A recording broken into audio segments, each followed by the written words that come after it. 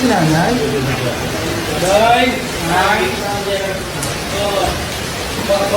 Hello mga chika Doras! At dahil nga sa bumabagyo at bumabaha, halina't magchismisan tayo because chismis is our daily needs. Daily needs talaga. So, and chismis is very important to our lives. Ayun, charot.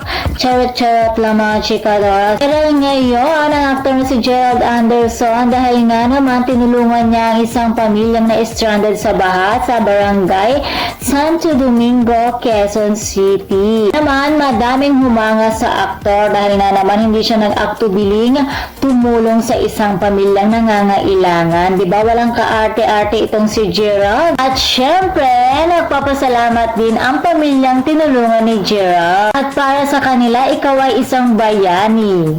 I'm sure super proud na po sa kanyang girlfriend na si Julia Barreto. Green flag ka, Gerald. Actually, likas naman na ata talaga kay Gerald na tumulong sa mga ganitong sakuna. Kung Undoy, 2009 at ngayon naman kay Karina, talaga naman ito si Gerald napakatapang at handang tumulong sa mga nangangailangan. Kaya naman, I salute you, Gerald, and we are so proud of you. Ay, nakiki-proud of you na rin ako. So, hindi lang siya magaling na aktor, kundi busilak din ang kanyang puso. Kaya naman, I'm sure pati sina Bea at Kim ay proud na proud din sa iyo, charot. Kaya naman mga chikados, ingat po tayong lahat at ipagdasal po natin na sana ay malusaw na ang bagyong Karina. And that's all for na mga chikados. For more showbiz update, please don't forget to like, share, and subscribe my channel. Thank you for watching.